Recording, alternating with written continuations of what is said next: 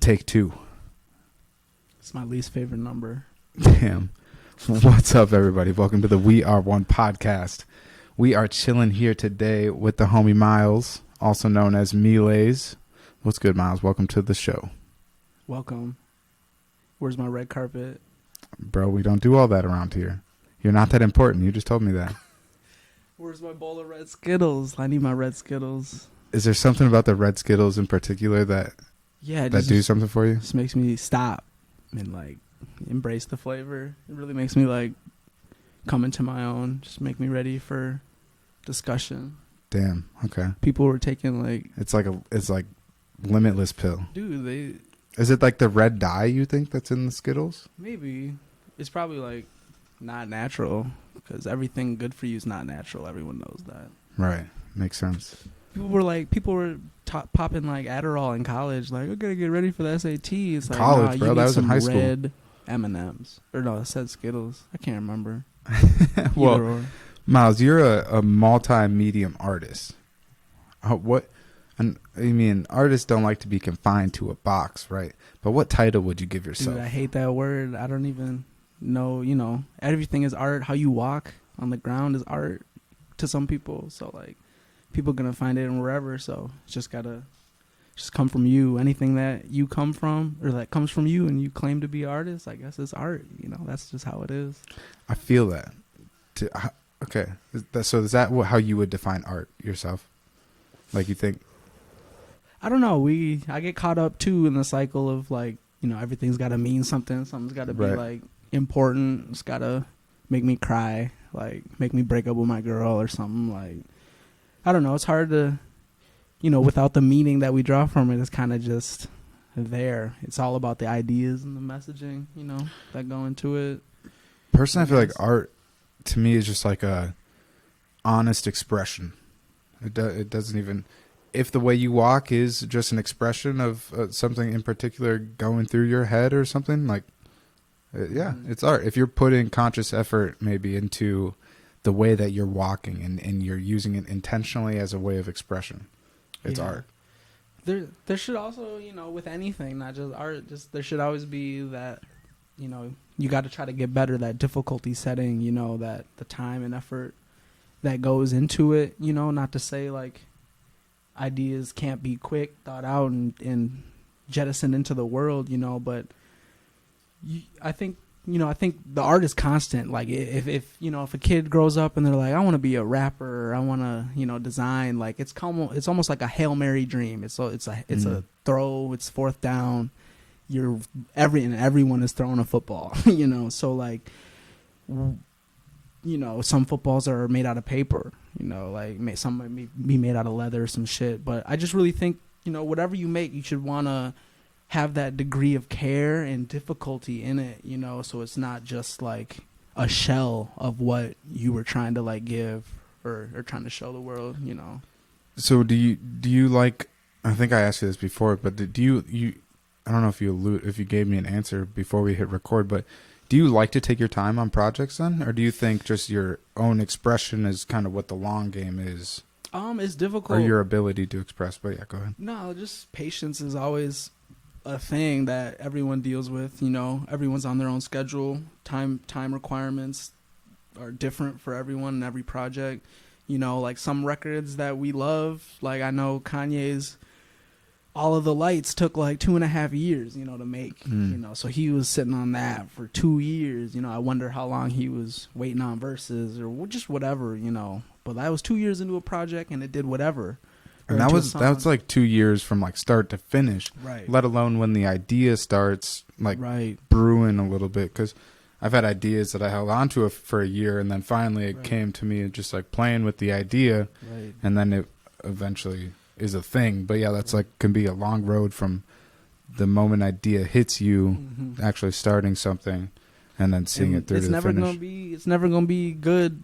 It's never gonna be good enough the first time. It might be a hitter, like it might sell out. Who knows? It might be your breakthrough. But if your thought process on that piece or whatever you created is like that's the limit, or like, then you're gonna fall beneath it every time. So I think in some ways that's why I struggle with my own expression and actually liking what I create, is I'm impatient about producing, and I like to rush my ideas. I have the idea because I lose interest in things so quickly. Yep. Like I could start working on an idea, I get towards the end, and like I want that instant gratification of just seeing it finalized as soon as possible, but then I rush it at the end. Instead of when I get to that rush phase, I need to just like take a break and then come back to it later and spend longer and longer time on it. It's a relationship, you know, like there's going to be ups and downs in every relationship you have with people, and like just with things like you said, you know, getting bored a little bit or just trying to focus on something else. Like,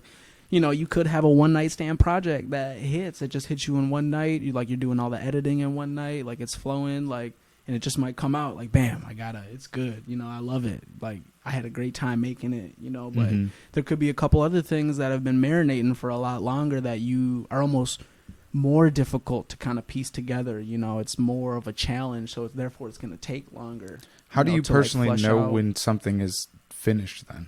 It's really not, you know, like, I mean, honestly, all the music I've released, even, I would go back and record it. Like, it's the most played song on my first EP, Swedish Fish, me and Blanda did that in one take, like 6 years ago. And, you know, we probably could have nitpicked it, I guess, or like try to work with it a little bit more. But, you know, you always got to deal with what you're given. Like, I know my man is doing his thing, like, in his own career, so I'm never gonna like, oh, we gotta do another session, or like so it's kind of just being okay with what we created in that moment, and kind of just like trying to let go of the perfectionism a little bit, and, you know, like maybe not clip those couple loose threads here and there, like maybe let me just rush, maybe I'm hungry right now and I can't really create to the best ability, but I'm just gonna keep going, or it would maybe be better to just like go for a walk, or like, but I feel make some tea or something. I'm scared to step away sometimes, because I feel like if I step away, I'm not going to want to come back. Yeah. Well, that's on you, and you'll come back, you know, when it's ready. Like some of the best stuff fashion-wise that I've come up with have been, you know, my only goal was to make a pair of shorts. And then I made the shorts, and then I literally was like, what if I just put a zipper through one side of it? See how it, you know, twists and turns, and then I would even set it down, you know, like this muscle memory is a great key. Like it's good to have multifaceted interests, you know what I'm saying? Even not necessarily hobbies or what you create, but like then you come back to it with a totally fresh slate when you're thinking about something totally different. You know, I was talking with Matt, you know, the homie, just about, you know, I wonder if LeBron James is a ridiculous chess player or something like that, or I wonder if Lionel Messi, you know, like can make some fire ass handbags or just something like that. Obviously they're not known for that particular thing, but but the hunch is like that these people that we look up to for one specific thing definitely have their hand. If they're really that type of person that we look up to, they probably have their hands in more basket than one. And LeBron James is not going to be. Maybe he wouldn't be LeBron James if he didn't play chess a little bit here and there with some friends, or did whatever. Because like the thought process it's all multi-stream. Like if you think about this and you slightly master it or just become more versed in it, and you go back to something else, you're gonna have those principles, and you're gonna just see how stuff like. So do you think like when you make music, but you also make clothes? You think like some things you learn in the music making process influence what you design and what you sew at home, like that handbag, right? Yeah. I just wanted to point out to people that you made that lemon drip. We got the lemon bag. It's the first 3D bag that I made. Shout out to Maddie, Blue Velvet, just helping on some tips and stuff. But yeah, just trying to expand the accessory game a little bit. But yeah, everything is connected, G. Like, you know, doing a little technician work with some welding, and, you know, the way the puddle forms when the stainless steel is melted at like 3,000 degrees and you're rotating it. It's the same way like the paintbrush is soaked up with the ink, and you're just controlling like the distribution, you know, as you go around the curve, you know what I'm saying? So like the same way that you're feeding the fabric through, like you're guiding the fabric, like it's it's all kind of the same motions, you know, the way you stroke a basketball, the free throw, the way you strike a golf swing, you know, it's all just smooth motions that I kind of, and it's like flow. I kind of Right. I like there's certain state per se I might get into if I'm like riding a mountain bike trail, playing basketball, or like fucking around on Photoshop or drawing some like calligraphy with a pen. Like there's a certain flow I might get into that feels familiar to like if they're completely unrelated, like me drawing and me mountain biking. They're two completely different activities, but there's some similarities as to when my best like peak performance in those things, I'm in like a similar state, right? And it's like that flow. Right. Yeah, it never should be dominated by one thing, I think. Like that's why, you know, you gotta to even be mentally well, you know, you gotta exercise, you gotta eat. There's a bunch of prerequisites to just being healthy, and I really think that there are some prerequisites to like really finding your craft, and that some of that could be within other crafts, you know what I'm saying? Because you never know what's going to pique your interest, what's going to help you, you know, drop the next song, do the next project. You know, you might inspire a whole other project in a whole nother medium just by like really focusing on one.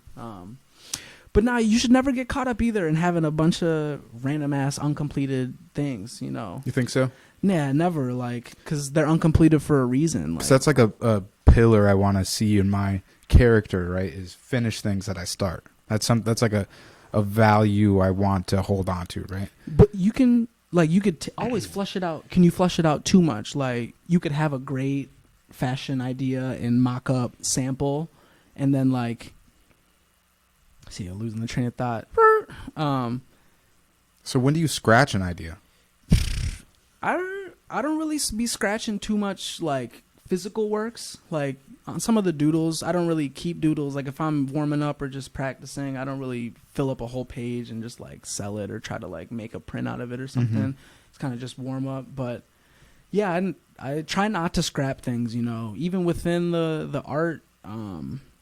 Most of it is mistakes. That's what leads to the next line stroke. You know, like if I'm just outlining in black and there's a little bump on the curve, you know, and I see it's not flush, maybe let's just come out at the curve, hide it a little bit. You hide the mistakes and it kind of evolves it a little bit. You adapt. Right. That's more like it. Right. Like, cause you know, there are no mistakes. Like only the artist sees the mistakes because they see the perfection that they envision. That's the fucking worst. So it's not gonna, I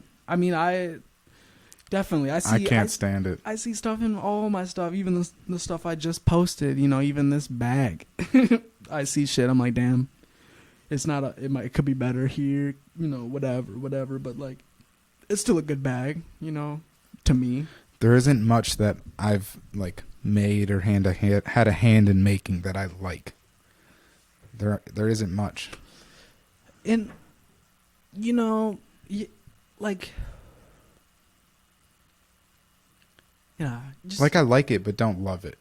It's not it. Well, which I think might actually be a good thing because that just means I'm going to continue to level up my skill, ability, and the scale of what I'm doing, right? Because I always want to see bigger and better. Like I can like something, but I hardly ever love it. And your opinion of it might change, you know, like because the work is never going to change because it's done, I guess.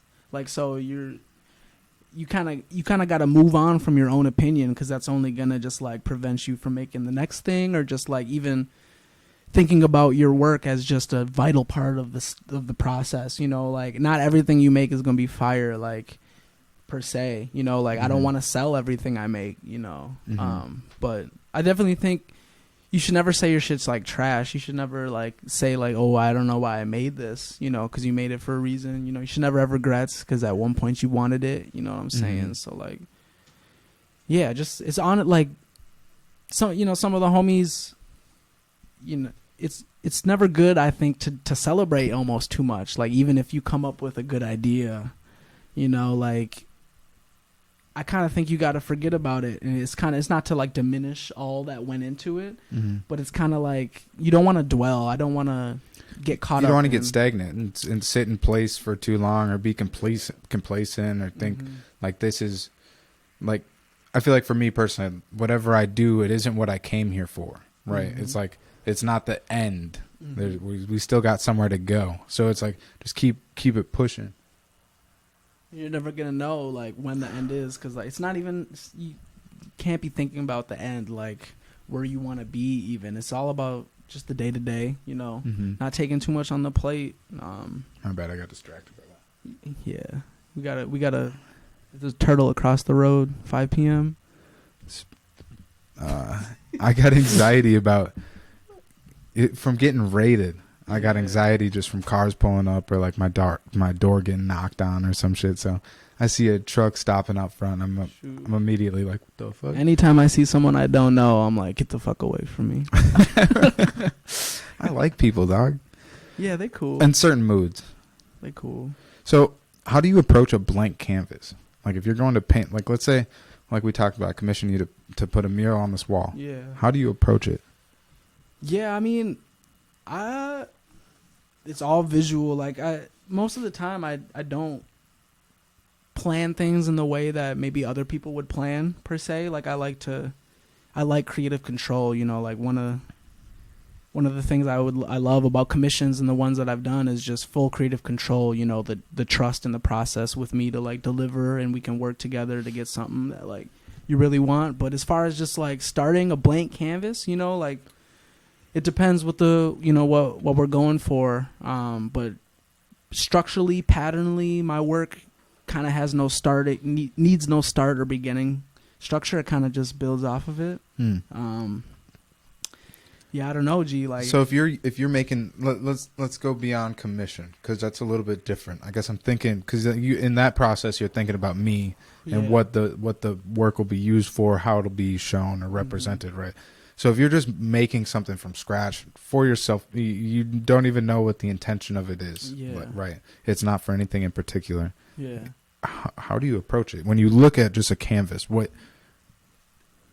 It's inspiration is funny, you know. Some of the times when I'm drawing or just doodling, I'll even throughout my works, you know, the eyes will be closed sometimes. Just really trying to focus on the strokes, not necessarily like what it looks like, just how it feels, you know, and then open up the eyes, clean up the mistakes, branch, you know, and it starts to become something, and then you kind of run with it. That's like blind contouring, right? Isn't that what that's called? I don't know. When you stroke with your eyes closed. It's like a skill that I think they teach like in sketching to get that stroke down and really be able to put on paper what you're thinking in your head, as opposed to like using your perception, just like letting it flow. The eyes are strong, you know, so like once you see that recurring stroke you've done, or like you get familiar, you know, I think when you really close that sense off of the sight, sometimes, you know, it allows you to break that ball and chain and just kind of explore and experiment, and then you kind of open your eyes and you're just like, okay, it's a new shape, new pattern, just see what it is, you know, like, because you don't know what it's going to be per se. But no, I just as far as like art style, I don't really think of I just think of lines, shapes, you know, letters, lots of letters, backwards, reverse, you know. I try to base my shapes and lines off just everyday shit, you know, like the elephant design, like shapes that are recognizable, but like you might use it in a way that you wouldn't realize you're recognizing it from. Like draw a microphone with only triangles or something like that, you know, like only eat the letter K's or something like that, backwards K's, you know. Something like I lost my question. Shit. Well, so talk to me a little bit more about inspiration, I guess, because I think inspiration is interesting and it can come from so many different places. What's an obscure inspiration that you might like look to frequently? For what? As far as what? Just inspiration in general. Because I guess the way I got to this question, I'm thinking about like first maybe answer this. When you look at like a blank canvas and you're feeling like you want to create something, do you feel like you have to go to that canvas with a concept in mind or an idea? No. I mean, you kind of alluded to this before when you were saying you just kind of let the stroke go. Yeah, just as far as my style, definitely color palette choice, you know, and just started trying to find 2-3 colors, and build and go from there. It's kind of hard for me to stay within a color palette because I like rainbows, you know, I like every shade and every tone. Mm-hmm. But it kind of builds itself, you know. It's almost like it's a puzzle, you know. Sometimes I'm confused, like I got 5 colors down, a bunch of shapes. There's a couple white spaces here. It's like, you know, what shade of color is gonna bring it together? Should I leave it, you know? Should I leave it white? You know, like it's infinite, you know. So like that's why it's easy to get caught up in like this perfectionism. It has to be this way. Like I envision this peacock, so like it's got to be like this, but. You know, it's really infinite, you know, all the possibilities, like your fucking hand can move, all the colors that are at everyone's arsenal, you know, all the ways you can move your body to a song, you know, like it's really infinite. So to get caught up in like little nitpicky details across the whole like process of creation is kind of, you don't need to do it, you know. Mm-hmm. Like that almost seems like an error of just like being human, right? It's like nitpicking it, where like a lot of times that the art itself, that flow comes from somewhere different than like my human consciousness almost. So then like what's nitpicking it is just me. Mm-hmm. It's not there's a dissonance between where it comes from and the way I think about it, right? Because me thinking about it is me myself nitpicking it. So I like what you're saying about that kind of being a waste of time in a way. Right. You got to let them nitpick it, you know, like because that's, I mean, if you're creating, that's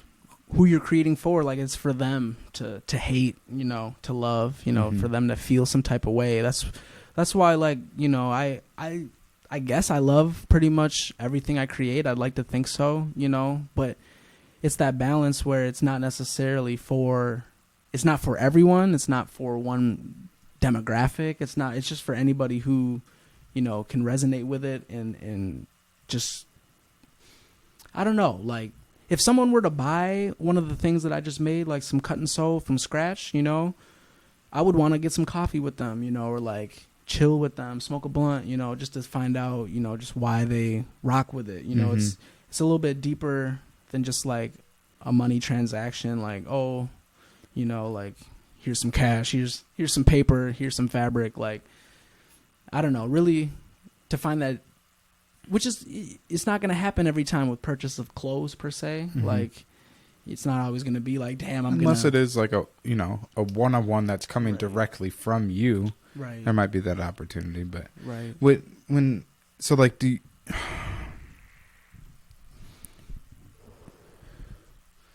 I lost my question. Inspiration, again. Like I have a lot of inspirations, you know, like everyone does. I would say at a certain level, like, definitely HBA Hood by Air, Shane Olivier, like from a fashion standpoint, is probably my only inspiration. That I try to limit, you know, what I see, you know, what you hear, because then it's harder. It's become harder and harder to become authentic. You know, the more you're exposed to, you know, the more information you absorb. Information, you know, like ignorance really is bliss. You know, last time we talked, that's one of the things we talked about. It's like being original is like almost impossible.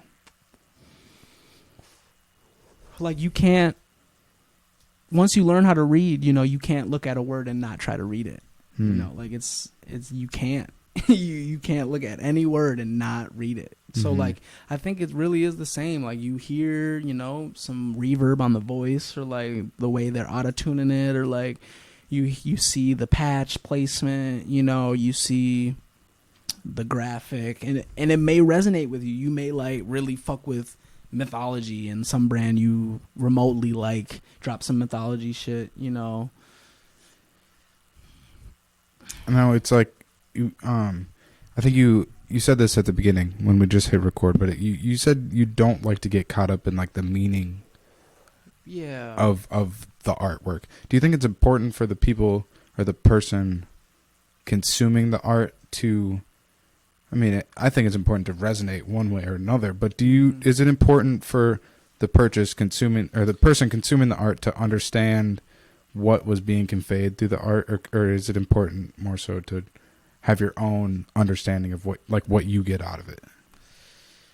You know, the reason people buy things is ever changing and strange, you know, like, man, it's a big question. Like I don't ever create something with the idea of like, damn, I want everyone to wear it, or like everyone is gonna buy this, or like everyone is gonna listen to this, you know, because that's obviously not the case. Yeah, like it's all about the creation for me, to be honest. Like, it's ideas are kind of torture, you know. You're sitting on something in your head, you're thinking about it, you're like, damn, I wonder if I could pull this off. Like, so for me, all the joy and the love is strictly genuine, you know. Like, I don't need a sale to continue to do what I do, because I've been blessed with just other trades of work, other ways to make money and live. But like, I've never really been concerned with moving hoodies that I make, or like, you know, necessarily making a dope ass video of the bag and like all this stuff, versus just strictly making it for me. Like, that's where kind of the business and the love is a tricky subject, you know what I'm saying? Like, a lot of people don't really know that I played soccer. I love soccer, had a blessed youth career, you know what I'm saying? And it was interesting. I was like a lead coach, you know, heavy in the youth development for like Minnesota United,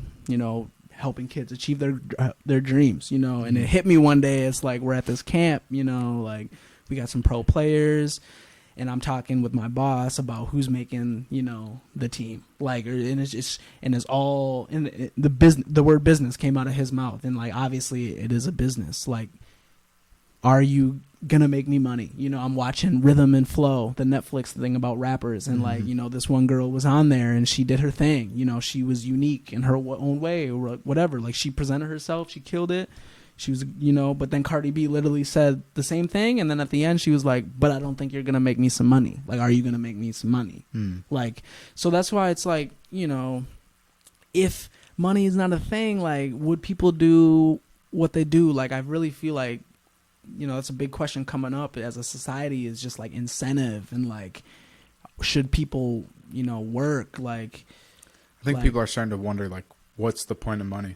Like, because currently, like, the way we're living in the West is like, you're born and then you got to pay to live, right? You pay to play. I think it's a great question to ask. Like, would you be doing what you're doing if money wasn't a factor? Dude, like, if doctors, like, obviously there's degrees of difficulty for everything, but like, if doctors made only 20 bands more than a janitor, like, do you think people would be going to school? Like, you think people would want to be a doctor? Do they really love being in 12-hour surgeries, you know, with a knife, you know? Like, what percentage of people in the United States do you think do things that are fulfilling their purpose? Not a lot. I mean, you know, who knows how accurate any fucking poll is. Give me a guess. No, I've seen polls where like, it was like 50% of Americans, I'm just eyeballing it, but like, it was like 50% of Americans don't feel that they are essential, or like, don't feel like that their job means anything. Like, and that question is interesting. It's like, you know, not everyone can be a rapper, not everyone can be a lawyer. Like, can everyone be a fast food worker? Like, if they can live like on that wage, does everyone want to be a fast food worker? Like, that's where I feel like, you know, if all 6 billion people were making earthquakes, like inspirational earthquakes, it's just like, would the world fall apart, or like, would there be any ground left for anyone to stand on? Would there right. I feel like there's definitely if everyone was making something groundbreaking, like, right. Would it really be groundbreaking, or would that just be like the normal? And well, like, we almost average. Look down on, like, it's almost a bad thing to just like work at Coca-Cola, or like be a UPS driver all your life. I look up to those people, the dudes I get into the shop that I work at, and they're like, yo, like, you're cool. Like, you ever thought about just being a FedEx driver? Yeah. Like, I've been doing it for 30 years. Right. I love it. I got full insurance benefits. They give me 4 weeks vacation, blah, blah, blah. Like, if you want to plug, like, hit me up. I'm like, damn, that sounds kind of nice, just to know, to like have that security. This is my job. This is what I do. I'm going to go work my hours and go home and like be a family man with this and that. And be content. You know, but that wouldn't be enough for me personally. Right. Like, we're always searching. Like, it's like, we're not content with You know, we always think we should be doing more or better. Like, I don't know, like I think it depends on the person though too. Should everyone have to work? You know what I'm saying? Like, what is the economy if we can automate burgers being made and companies can save money, which is all they care about? Like, we should be vacationing much more than we are, bro. We should be having health care for everyone. Like, we should be. There's lots of things. It's like, you know, it's big I tested out of high school. Like, I got my GED. Like, I wish I could test out of working. Like, there's a lot of people with degrees who are working, you know, not working in their field even, or working like. Let me just take this like artistic expression test and show you that I'm better off being an artist in society than a gear in this machine. We all contribute. It's just hard to see what we do contribute to. We overlook things, the little things, you know, just little interactions. It's hard to because again, you don't want to dwell but you know, little things do go a long way. You know what I'm saying? But I do think that there's just like this blanket, emotionally, economically, just over everyone that's just like not good. You know, and what should people be doing? Like, should everyone be like? What should everybody be doing what they love? If everyone did what they love, what would the world be like? You know what's crazy is there's people that love being that FedEx driver and they get purpose. They understand that this role. System wouldn't work without me delivering these packages. Facts. There's people in the world that would get purpose. Facts. Or would feel fulfilled and purposeful in that position. So I think if everyone did do what they loved, I think we would all just naturally fill the roles that are in need of being filling for our society and for our world to operate. And I think a lot of people's efforts and time are being wasted in certain places that like I can't necessarily think of an example, but I think there's people doing things in the world that isn't necessary, right? Like you said, like people don't feel like their work is essential, right? They're like, I'm just flipping burgers. And you know, in a lot of places, it's probably not, right? Like, do we need McDonald's? They be feeding a lot of people. They feed a lot of people, but like, does our society need it? If we had a healthy and truly prosperous society, like, do we need McDonald's? Because in my ideal society, like I'm sitting down at a dinner table every night with friends and family, right? With eating a home cooked meal. I'm not going through McDonald's to get my meal. I'm not, not supporting a system that is catastrophic and that system is also like, letting a lot of, even if it maybe is unfair, they should be making more, whatever. Like they're also like letting a lot of people live and eat. It's a weird dynamic balance. Like we always talk about, oh, don't buy Target, buy local, but it's like Target there's 2,000 people that from the community that work there, or some shit. Like it's just a weird balance. Like, but I just go back to the question of like, what would the world look like if everyone was doing what they love to do? And I think I don't know. I just feel like it would look quite a bit different than it does currently. It would be, but it would still, I think it would work just as smoothly, if not smoother.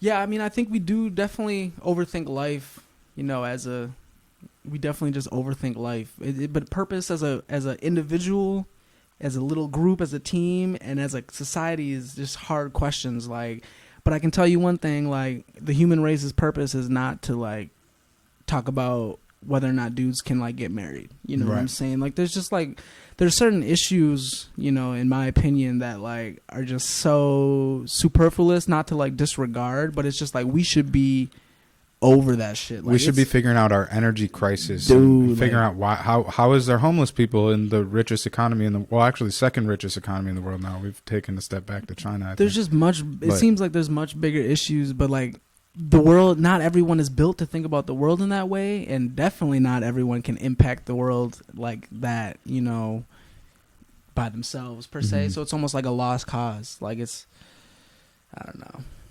People prefer, like you said before, like ignorance is bliss. People prefer to be asleep. I mean, I'm not gonna lie, like the older I get, like it's like shit, maybe just just find a good job, find my welding shit, get my apartment, get my house, and every day I just see. But it's come set home. up that way for a reason, because it's easy. But what do they want us to do? They want you to do that. That's all they want you to do. What would I be doing other than that? Is what I'm saying. So like expressing your experience of life through a medium of art of your choosing. Yeah, and not everyone has that luxury. You know what I'm saying? Like, the best rapper is bagging groceries somewhere. You know what I'm saying? Like, the next Albert Einstein is probably born somewhere into starvation. And dude, then that's what I'm saying. Like, humans really are. We are the gods of this planet. Like, we can breed a man and wife, or man and man, whoever. They can breed an athlete. They can grow this kid to be an athlete. I'm kind of losing my train of thought too. But like, ramble, brother, dude, too many streams of consciousness. But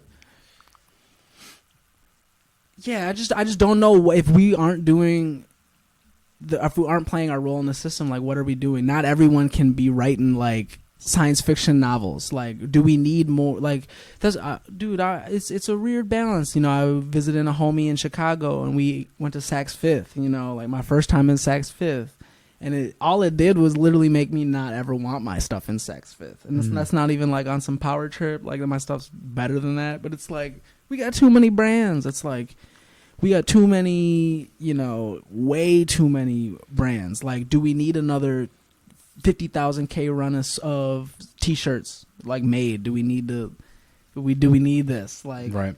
It's hard when I come back to my own self. It's that same question. It's like, do I need to like spend $100 that I might not have, that I might not sell, to create this thing that is just here? It's here now. It's in the world, but like, I don't know. Like, is what, pros and cons. Is the impact worth whatever the negatives are of like, whatever. We don't even. Going back to another point, just to like, I was listening to this podcast, and this dude was just talking about how he just got a cup of coffee, and then he literally found all the people that made that pot for him to just conveniently walk into Starbucks and get a cup of coffee. He found all the people. So he found out where the beans were grown. Went to Colombia, wrote thank you letters to all of them. Found out where the machinery was made. It was in Britain. All the machines and all the iron was from Britain. Where'd they get all the material? From Africa. So like, it was like raw material, built, machines, sent, Colombia, coffee grounds, shipped, America, and then collabed somewhere else to produce the. Right, so literally his whole thing was, it took the world for me to like get this cup of coffee, right here, and that's just like little shit we don't think about until you eat some mushrooms. But like, that's another thing. Like, is that even worth thinking about? Am I spending my time properly by being super appreciative, just by like, I don't know, taking that extra maybe 20 seconds or like 5 minutes to be like, damn, like, it's 2020, like, people getting raped and killed and like murdered, people can't eat, and I have this cup of coffee. Let me like just be wholesome and just realize that it took a lot of people that don't even have what I have to like get this cup of coffee, like, that I'll never meet, like, I'll never be able to thank. I think there is something deep to like gratitude of it being like me being grateful for all the places where that cup of coffee came from. One, that's like benefiting me and my outlook of the world. But two, like, there might be some ethereal shit that I'm like, boosting up someone else's confidence by appreciating their contribution to what I'm consuming. And with, it might be some shit that we can't even perceive. But I mean, I've been brought to tears from someone showing me just their appreciation that for something that I thought was like small. And then I realized how much that impacted them. Right. And then being like, damn, well, I was just doing what I do. But like, right. I'm glad that I was able to impact you in that way. All right, so here's a question. Here's a thought. So, like, if all these problems, everyone's got health care, like, everyone has got a livable wage, like, the murder rate is at a whatever rate, things are good, like, which I honestly do think, like, it's possible, you know what I'm saying? But what's the next step? Like, all this art we see, like, all these movies and all these people and these stories, like, they're not all positive. Like, they're all from like this place of not malice, but just, not the right environment per se to like grow up in and live in the world. So it's like if we eradicate all that, you know, like everyone can get their burgers, everyone's got money to like travel, or like are people gonna be okay with that? Is that like the incentive thing? Like, I think desperate people are desperate, and there's going to be different things that people are going to do in desperation. Someone might step up and produce music on a whole new level, you know, and grind to be pulled up out of the gutter through the music. And then some people might get caught up in the finesse game, you know, or just. And I have, it's kind of, I maybe have a slightly negative outlook maybe on life, but you know, for every dream I think that happens, you know, how many dreams were rerouted and like how many dreams were crushed or like ended like before they even be like, I don't know. You just never know. Obviously it's all about individual keep going in whatever battles, but it's just, you never know, like all the people that want a spot in wherever, like it's just and then limited. Then there's the issue of the people that already achieved what they set out to achieve, and they don't want to lose their position, so they hold back the people that are trying to step up. Dude, like if I see one more tweet from the weekend like bitching about the fucking Grammys or whatever, like I'm gonna lose it. Like Aubrey or whatever your fucking name is, like dude, like you're good. He lost me after the trilogy, so like it's just like there should be like a person like that. Award show, he should already know that his impact is bigger than any award show per se. Like it's just like our desires are just convoluted. Like, you know, you got even Drake or Kanye pissing in the Grammys. Like, bro, you already know you love the Grammy. You worked hard. You like, I don't know. It's just the reward system. Everyone, you want to be rewarded. You want to feel respected and valued. And it's like, does the world have enough respect for everyone? And I really sometimes don't think so. Like, it's hard, you know. I think it does. Talk to me. Make me positive. I just think there's enough respect to go around. I think there's enough love to go around. Everyone should be a millionaire? Not necessarily. There's definitely enough money in the world for everyone to probably be a millionaire, Loki. Do you think people should be able to do nothing and just get money and live by being born? Or do they have to contribute? Do you have to show your worth? Do you have to show why people want to hang out with you? You think you want to do a podcast with me if I didn't do clothes or music and I would just like had some positive outlook on the world? Personally, I would. You would? That's a token to you, because I really think like, you know, as the world, we don't want to hear Kevin from the essay on Grand on Joe Rogan's podcast, or at least I would say a mass majority of people would not click that video. Right. But, you know, obviously he has some good things to say. Every human has, and he has a good things to perspective. say. He has an experience, and you can learn from his perspective and his experience by trying to understand other people and the reasons they think the way they do and they do the things that they do. You understand just like humanity on another level, and how you can be a better person, how you can more easily go to where you want to go. I just think we get caught up in value and what you do and like worth, and that's why like people feel like, oh, I can't write a record, or I can't like make a pot or something. It's like, oh, or like I think what's kind of, then they're not worth anything. Like, I think people are people don't know themselves in this in like the current state of society right now, and what I think a lot of people, what they want to do might not be a representation of who they are.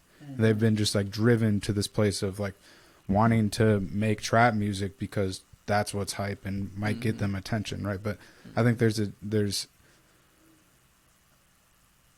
a difference between like doing something as just an honest expression of your life's experience and doing something for attention and just to be looked at.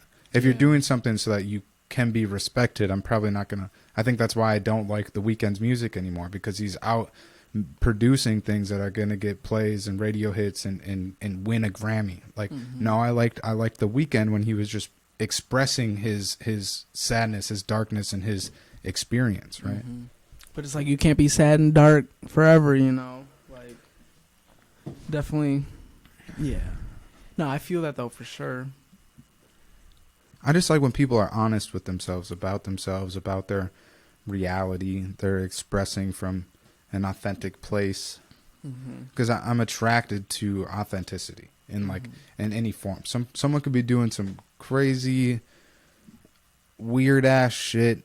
I might not even like it, but I can appreciate when I can tell if something is authentic and genuine. That I'll like it for that piece alone because I know that individual is just expressing themselves honestly. Even if I don't like how they expressed it or what medium they did it from or how it looks or the final product of whatever, but sometimes that authenticity like shines beyond what you see, right? Does that make sense? Yeah. Nah, the personality's always going to be bigger than the brand and the creation. Like, do you think you can separate that? I don't think most people, like consumers, maybe can't. Like, like if someone that you value like drop some shit, but they have a checkered past or they've said some stuff that doesn't really resonate you on like maybe a political level or whatever, like can you kind of pick and choose what is positive from a person? Like can you buy Kanye shoes without ever thinking about or like talking about him politically? Like can you, because it's always like infused like with the brand, it's ideals, it's it's especially if there's a face of the main creator. Like I feel like it's very hard. People want the full package. Like if you're not checking all these boxes per se, like you might get canceled or you might, Twitter might blow up, or something. Like people might not buy the drop. Like it's kind of like, I don't know. It's hard to, I feel like at least I'm just talking about for me too. Like I don't really just I can just buy stuff for what I like. Like obviously maybe if some like convicted rapist comes out with some clothing line, I might not buy it. But like, can you separate the art from the person though? Definitely. Like I definitely can, but it's always gonna be like that team mentality where like you can't pick and choose the good parts of anybody to support your argument or your process, because there's always gonna be people who see the negatives. So like just anything like Trump, a sports team, like you align yourself, you always rep the Tennessee Titans, and then like the fucking owner does some shit and then you still rep them. It's kind of like, whoa, like you condone that, or like that's you too. You like if you buy some Kanye shoes, you support Trump almost. You know what I'm saying? Like I feel like people can't. Do you believe that actually? I mean, I think that's definitely the case. People, you gotta like. I mean, I don't know nothing about consumerism, big business, or none of that, but like I feel like now in today's culture, like it's very emotionally, it's like an emotional renaissance where like it's kind of, you can't just make music. You have to respect women. You have to not be a bigot. Which are obviously, I agree. Like these are basic things that I think everyone should be. I almost feel like consciously, you shouldn't even have to like think about not being a bigot. You should. Right. And it's people. It's unfortunate that people are driven to that position through their experience. And you're never gonna know that unless you have a podcast with them or something and sit down. Like in the way our day-to-day busy bussin' lifestyle is, you're almost wasting time if you're talking to some old lady or whatever for whatever reason for 10 minutes. Like I love that just shit. Connecting with like you. I mean, this is just me too. Like, or like I'm every time I say we, it's me pretty much. But like you can say we. There's people that probably resonate with you. Yeah, that's what I'm saying. You're not alone, bro. Yeah, but like, you almost feel like you're wasting time, like connecting with someone. Like, oh, what is it? What is this? Gonna do for me? Like like it's hard to just kind of take stuff for what as it is and just accept it and just like be aware of its existence and then just let it be. It doesn't have to make you cry. It doesn't have to like. You don't have to have some emotional knee-jerk reaction. Like it doesn't have to make you feel some type of way. Like just to be, I don't know, just to be listened to is nice. Like I feel like a lot of people don't have that outlet. Like, like you should just shut the fuck up for the next hour and let me talk so people can listen. I gotta piss, can bro. Just listen. You gotta piss. Nah, but like, I really think vulnerability is the key, to saving the world, to seeing some, like, you know, I'm back to Kanye just because he's in pop culture, but like seeing someone fuck all that political, whatever his hidden agenda is for selling that album or whatever. But like anytime a man is like crying in front of like people talking about maybe an aborted daughter or some shit, some deep shit, and he's crying, like there's the dehumanizing factor that comes in, and it's kind of just like we just like take it with a grain of salt. It's kind of like we don't really listen. I don't know. And that's, I think, but then there are other people that have had a daughter aborted or whatever, have resonated with that experience. Like, damn, like, I didn't know that this pop star, Grammy winner, Trump supporter aborted a daughter and felt that way about it or some shit, and like could make you feel a different way. So like, I really do think people don't know shit about each other. You know, people don't know nothing about nothing. Like, even the homies, you know, like, everything has its level, you know, like I don't think anything is really surface level if you're like really friends, but like, yeah, it's, I don't really spend time with surface level. Yeah, it's hard, you know, like sometimes I don't have the energy to dig, but it's almost like I'm not gonna lie, it's almost like play pretend sometimes. Like, it's hard. Recently it's been hard for me to like,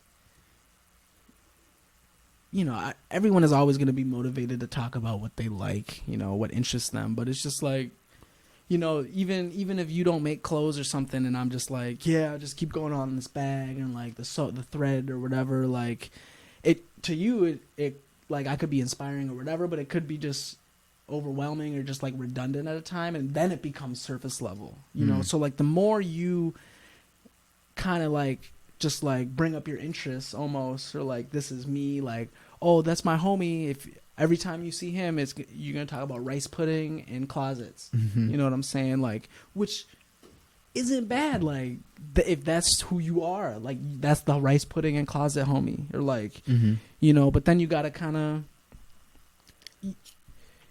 It's like I got certain homies, I guess, that I call when I want to talk about video games or whatever, right? You got to know you can't talk to certain homies about certain things. Like, you can't ever talk to someone and like expect a reaction that you know is not, you know, like gonna be up to your standards for whatever reason. Like, so that's why sometimes it's best just to not talk and let like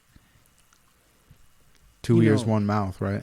Yeah, you know, that's why it's real hard for me to describe shit, you know, about the process and everything, because I don't necessarily, that doesn't go into it, like, at all. Like, it's interesting to try and articulate, though, even if it is coming from a state of flow, but if you can kind of mend that divide between, like I was talking about like earlier, like that consciousness and then like the flow, if you can like somehow bring those together, would be interesting. That's why I think it's fun to try and articulate the process, because then you understand it yourself a little bit deeper. Yeah. And then like, even for me, like, you could say some shit that I didn't like, I didn't think about it that way. Like, when I look at a canvas, I restrict myself to just a specific idea. I've never tried to close my eyes and just stroke, you know.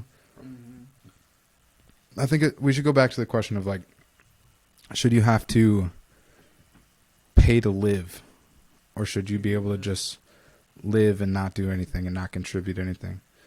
I think is being happy and smiling enough, like, to get a pass through life and being a positive person. Like, can you, you know, like, I don't know, but like, if I need some money or something, which, like, I need to fix something, I need some food, and you're just like, it'll be okay, like, you know, we're blessed. That's like, not helpful. See, I'm not asking for people to be like naive and happy-go-lucky, cheery, you know, rose-colored glasses type shit. Like, I mean, but I think everyone plays a role one way or another. And if we support people just in their basic necessities, I think they will fulfill some sort of purpose, and they'll just fall into it. Most people aren't just going to sit at home. I don't think. There might be some people that do, and they might need to be supported in some mental illness, right? They might need someone to talk to, or they might need to read a book to understand something deeper about themselves that they didn't understand. Now they understand it. They can break out of their shell a little bit and start fulfilling that purpose. Because I think everyone plays some role. This summer kind of showed me that through coronavirus, through the riots and shit. It's like when all of a sudden it felt like the ground had shattered and we broke through the matrix, and it was like, whoo, like here's the world right in front of us. It felt like people were just stepping up and fulfilling a need, right? This whole street just burned down. There's garbage in the streets, but there's people who didn't know what else they could do, so they went out to go pick up that trash the next morning, right? It was like, I think when, yeah.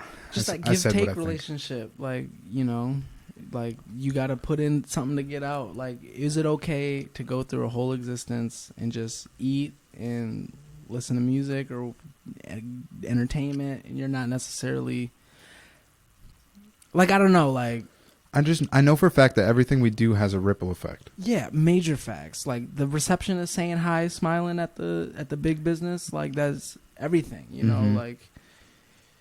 But it's like, in the grand scheme of things, like, it's hard to commit yourself to the idea that is like self-fulfilling and that's, you know, worth your almost like consent to do. Like, it's like, I'm okay with this. Like, I feel like, and it's hard to, I mean, everyone settles. Like, you have to settle.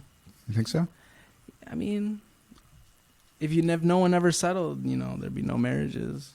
Or, like, I don't know, like, I would still be working on songs that are out already, you know, like, it kind of just sit in-house, you know, a little too much maybe. If everything has a ripple effect, so even if I decide to, let's imagine a society where all the needs are met. I don't have to, my bills are taken care of, I got food in my fridge. No struggles. And all I'm going to do is sit in my basement. What's wrong with that? Right.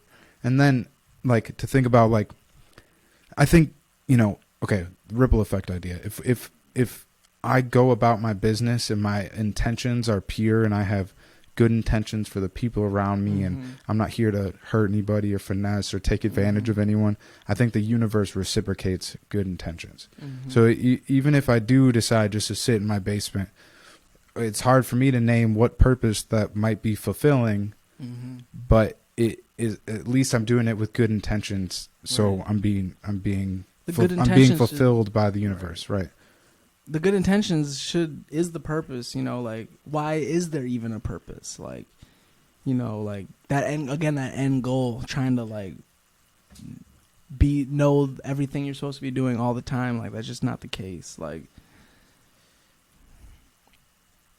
it is hard to define, as in, like, it's hard, bro. Like, especially times is weird now. I just find myself even like saying less words, even just like in, I don't know, just ignorance is bliss. Trying to even just boil it down to the simple highs and the pleases and the thank yous and just holding the door open for people, and like that's just doing good things like that, and that's it. Just trying to be content with that. But we always we just fill ourselves with all of these ideas of that we should be doing something more, that like that I'm way too good to be working at Office Max, or like I should be at the Grammys right now, or like, you know, it's is that purpose though? Because I don't think that feeling of I need to be doing more, I should be winning a Grammy right now is like fulfilling of one's purpose. Right. I think the motivations for feeling that way are different than. Were the Grammys a thing before music? No. You know, like there were people rapping before there were BT. You know.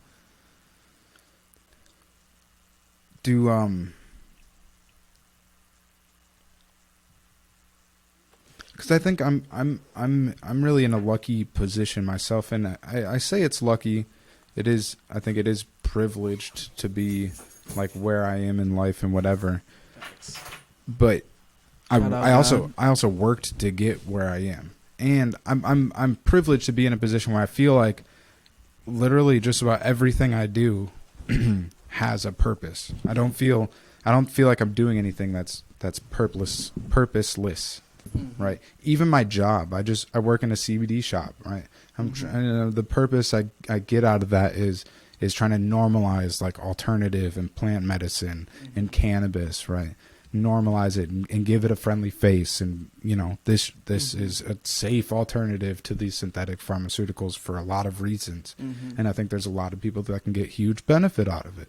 So the purpose I get out of that is being a deliverer of that, right? I'm almost a pioneer of it. What if no one bought CBD from the store?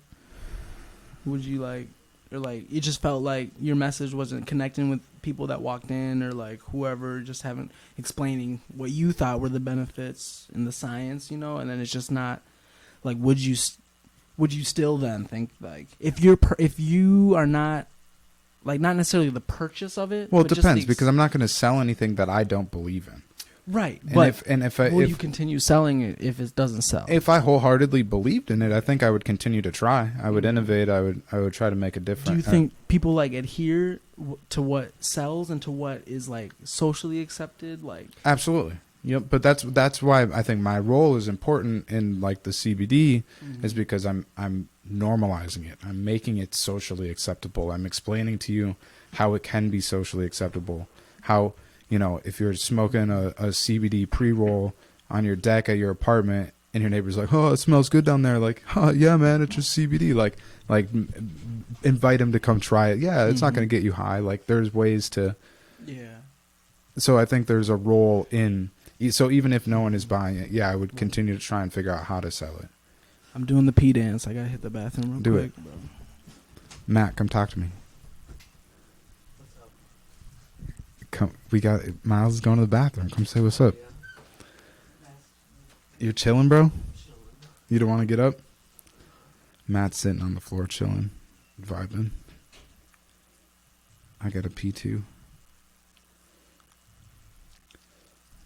The quality of this camera looks way better than it did recently. I'm not even talking to you, Matt. I'm talking to the audience. What's up, We Are One people? We're about an hour into this conversation with Miles. Probably getting close to wrapping it up. I hope you're having fun. If you're on YouTube, hit like and subscribe. Share it on your timeline. Tell your friends and family about it.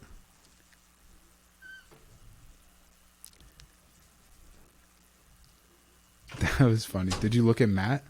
No. Oh, okay. I saw you. That shit's so clear right now. I don't know what changed. People talk about all these long eyelashes. It's all about those nose hairs, I get compliments on my eyelashes all the time, and I'd be like, it's just because I don't fuck with my eyelashes. I don't put mascara on it and shit. Yeah. So they're healthy. Yeah. Kylie Jenner reached out trying to get me to be an ambassador. I was like, I got real eyelashes, girl. Yeah. You do have some nice eyelashes. Thank you. Yeah, I got them from my mama. Yo, so Messi or Ronaldo? It's difficult. Both of them. I'm going to say I'm Team Ronaldo, but anybody that knows soccer will say Messi. If they don't say Messi, then they kind of probably don't know like the game all the way through. Wait, so then why do you say Ronaldo? Well, I mean, there's different aspects to every game, every sport. Ronaldo is just a finisher, so like left foot, right foot, headers. He's done it in multiple leagues, put up numbers. Messi is, one club loyal. He's like Tom Brady. But he like you would never, like, Cristiano Ronaldo can't play left back or like center defensive mid. But if Messi could probably play there because he knows the game, he can alter his style of play versus where Ronaldo might need a Messi in the team to get him the ball so he can score, you know what I'm saying? But nah, Team Ronaldo, he's just different energy, that's where it's weird, like, cause you got two dudes like that, like, you talk about any top 5 NBA, like, obviously the stats, people are ahead in statistically in some aspects, but it's like, then it becomes the personality, that always comes into the argument, like, just the way he be posting on Instagram or working out, like what he took to get there, like that outweighs the stats, and it's like, oh, he's better. Like the ripple effect sometimes, like, right? You just resonate with different aspects of their come up. Oops. What impact the person has, like socially, might boost their. But yeah, rest in peace, Diego Maradona. He just died. I wasn't like a huge fan, but soccer, I don't know who that is. He's an Argentina legend. You know what I'm saying? Definitely. R.I.P. Definitely rocked the the South American and like European world much harder than America. They got like churches built after Messi and Maradona. Damn. And, like all through Argentina and shit. Any final thoughts you got on your mind? Anything we missed? We missed a lot. What's your favorite medium of art? I don't know. I don't have a favorite. I would say maybe right now clothes, just because it kind of incorporates, you know, drawing and cutting and like just a little bit more math too. Like it's a little bit more of a process per se. It's more involved. Yeah, more on different levels. Right. Like 3D spacing. It's fun to map it out in my head. I just made my first like pattern that I made so I could like recreate it, but I usually would just be freestyling off the shape of some already pre-made shorts. You can pull that higher if you want to. Can I? Yeah, it goes. Oh, not if I'm stepping on the cord. Yeah.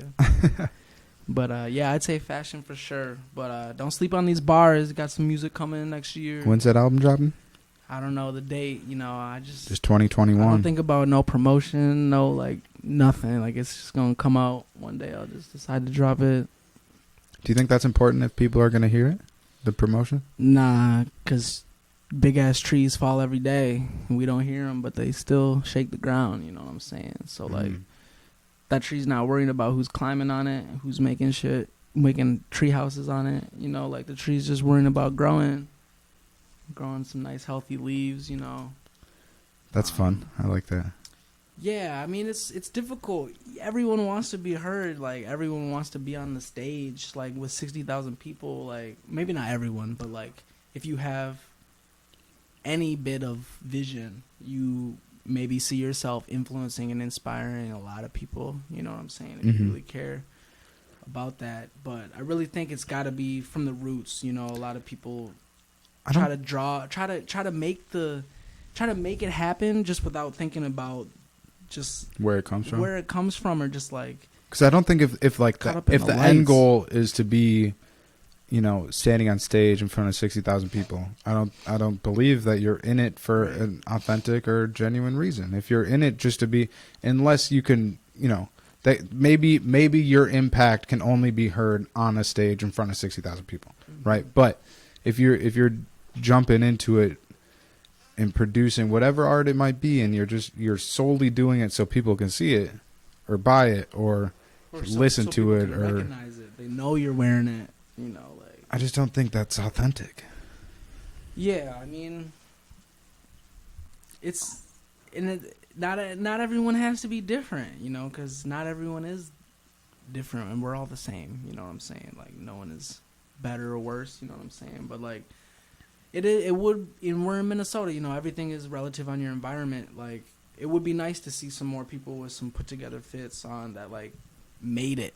You know, because that's just in like the focus I'm in. Like I might not be in the right lanes even in Minnesota per se for it to resonate. You know, like, and that's why you never know like who it's gonna influence, like, and who you're like. I'm not worried about who's buying it, my demographic. You know, like, and it's been interesting getting some feedback. You know, like I've had 13-year-old girls like come up to the shirt on the pop-up and like look at the hearts and stuff, and the same shirt, like a 50-year-old dude in a business, like in something like a polo button-up is looking at it, like some dude I had never thought would be looking at it. You know what I'm saying? Like, and I didn't make the shirt for that white dude or like for some demographic. Like I really think it's got to be for you. Like everything I make is for me. Like fuck y'all. I'm just kidding. I love y'all, but like at the same time you mean that though. No, right? I mean it. Like I make stuff that I would probably wear. Obviously, like it's scaled to my body. Like I'm the own model that I make it off of, so it's for me. So like, and I realize everything is not gonna be for everyone to wear, let alone like understand. You know, like, and just like care even to understand, like, you know. So like that's why it's like it's not good. It's just let everyone else talk about it. Like that's not like a knock on like consumers or anyone else like not creating per se, but like that's not your place to like critique your own work almost. Like I'm gonna just let y'all talk about it, and like while you're talking about it, there's 2 more drops for you to talk about. You're like something like that, like not necessarily worried about the reception. Like it's interesting. Like I changed 1 bar on one of the songs I recorded just because, you know, the times we're in, it might have been a little stretched. People might have felt some type of way, so you alter, you know, you convolute and you change, you know, facial expressions, tone of voice to kind of fit and mold. Like it's as soon as someone is frustrated or like complaining about whatever, like it's kind of like the energy is just off. Like someone's confrontational, someone's like aggressive, it's just like off. So it's like it's always better to just everyone just kind of fits and doesn't want to like cause too many ripples. And I feel like, you know, that's good, but then also bad. But not everyone can have these like carbonated ass thoughts, and like not everyone can be radical per se. I feel like fitting into the puzzle is like it's like it's just not an honest expression. I don't think, if you're just going with the grain because it's just the easy route, you know, unless it truly is an expression of yourself. But I feel like taking the easy route isn't. I would never know how to create. I have to pee so bad. Right, keep talking though. All right. Keep talking. Yo, I'm really got stage fright. I'm just like a little boy. You don't have to listen to anything that I'm saying. We got the Loon product placement. We got the name brand ashtray.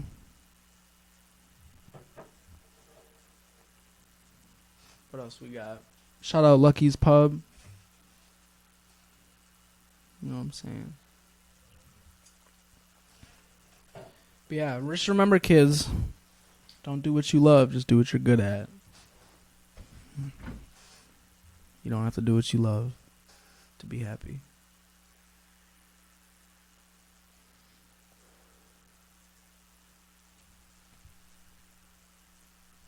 What is this, hour and 10 minutes? That's too much talking.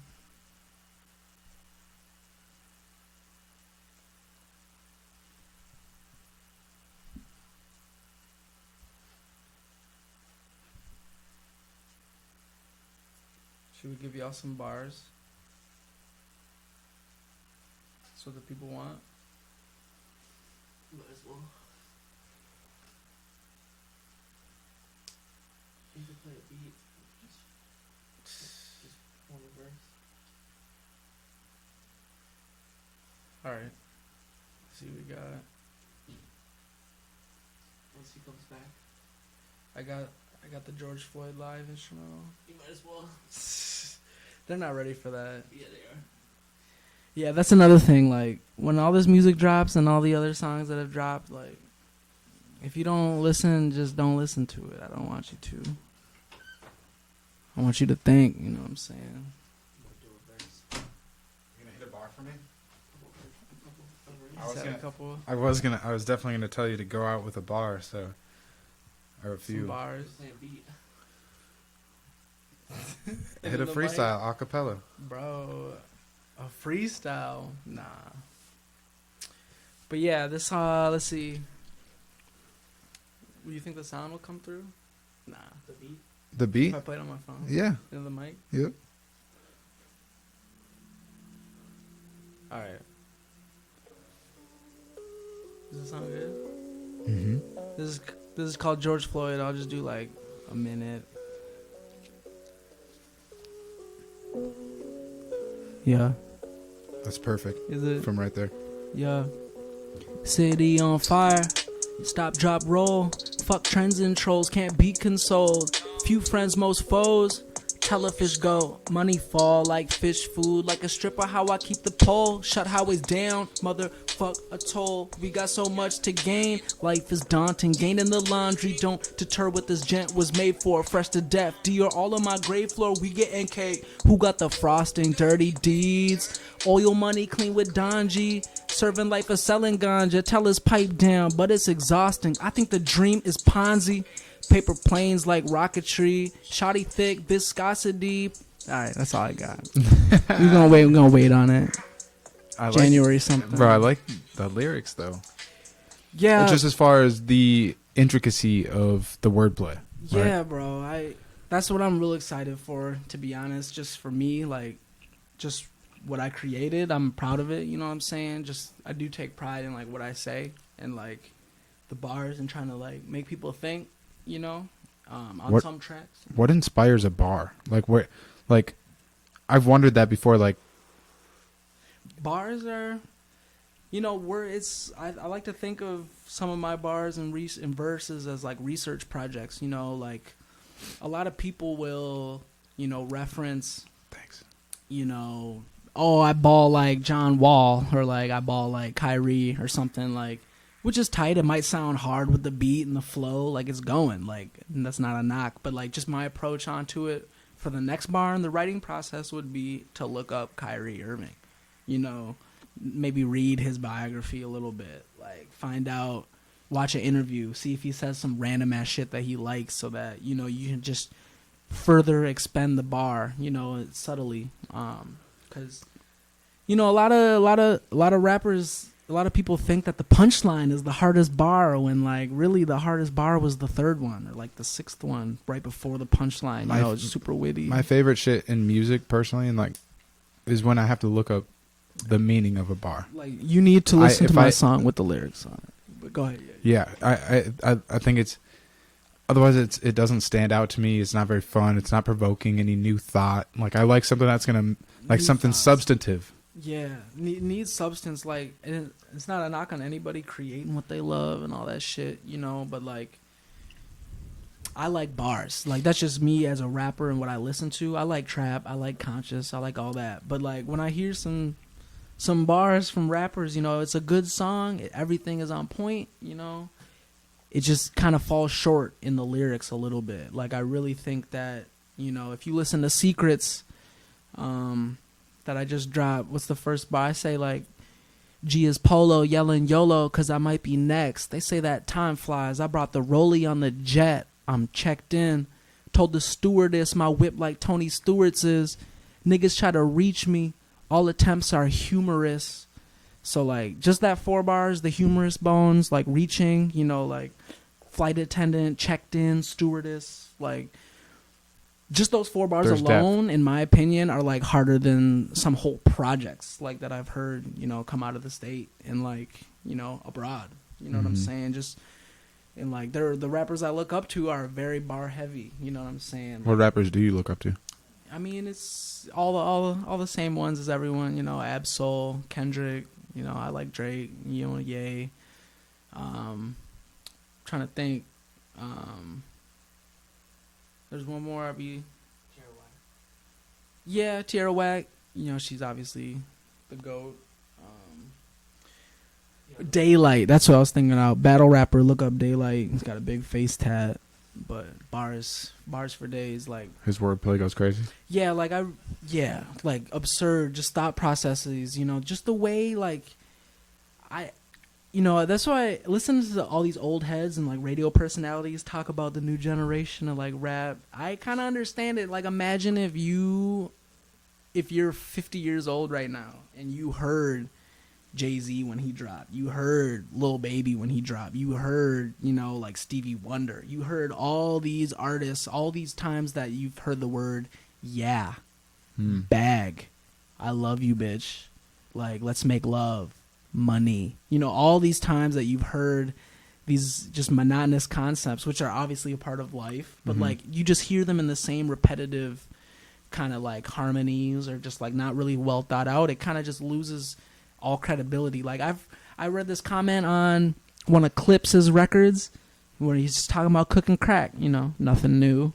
but literally one of the top comments was like, the way that Clips is talking about cooking crack is so beautiful. Like, I've never thought about cooking crack like that. You know, just like, and that's where, like, you know, there's ways like, you can say, oh, I just murked a nigga, I just killed him, like, all right, cool, like, but like, even if you didn't ever hold a gun in your life, but you said a bar, like this one battle rapper said some shit like, I'll put a couple in his top like a wedding cake, you know, like, that kind of like bro, like that bar is way harder. Like it almost like the bar almost transcends the content. Like where you're like it's almost not even a gun bar. You're putting the together the Mad Lib. It's a wordplay bar. Like, right? what did this dude just say? Like, damn, like that shit was hard. I'm not even thinking about a gun really. Like, see, I think there's absolutely a place for like all types of music, right? And I think there's a reason that like some of the shit that is being mass like produced and signed to big labels is this like mindless shit. You know, it's almost like, I don't want to say it's intentional to, you know, oppress a certain class of people, because but in some ways that's might be what it is, because it's like there's people like sometimes if I'm trying to work on something on my computer or whatever, say after this I'm just like going to town, writing the description for this podcast, getting it prepared to upload and whatever, I might just throw on some like lo-fi, you know, because I'm not trying to think about the lyrics, right? I need to be able to think myself. I can't listen to the lyrics the way I'd want to, right? So I think there's a place for both, but it seems almost like unfortunate that it's like in some ways a tool to keep people dumbed down because it's not provoking any new thought, right? And it's like all these, you know, it's like you get all these maybe outside fans, you know, not trying to bring race into it at all, but like people that necessarily can't relate. I mean, I can't relate to gangster rap or any of that shit, you know, that's not my life. But like, man, I always lose my train of thought. It's all good. Fucking me too.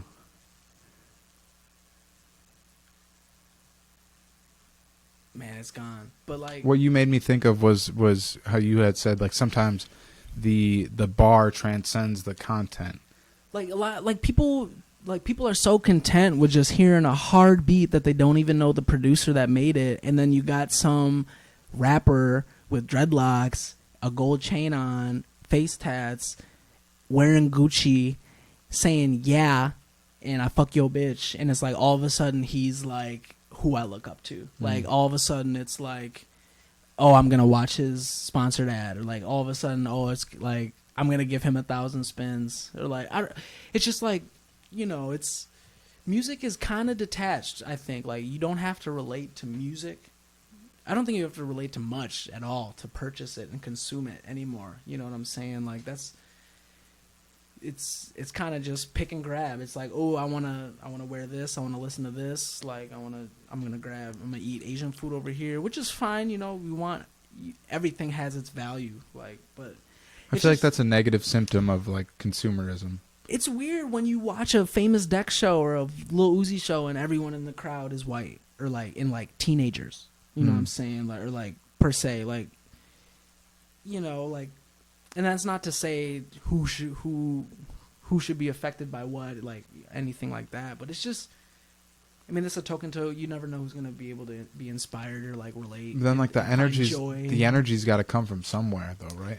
Because this is a thought I've had before, but sometimes the shit that has no like substance like is needed in that it still moves people. It gets people to a space to right. Even I was listening to I think Jaden Smith at the time, and it was that intro couple beats, and he's like, I could put you on a wave. You know what I'm talking about at all? Have you heard that? I think so. But I was thinking of how like there's good like life's like a wave, right? Like, and if that wave, if the ocean was just like at a standstill, like things might not be very pleasant. We might realize how dark and not nice the world is. So like it's necessary for there to be something pushing forward, even if it isn't of substance, but it gets the energy uprooted, right? It brings the sand from the bottom of the ocean and brings it to the top. Obviously don't want to think about bars all the time or like conscious rap. They don't want to think about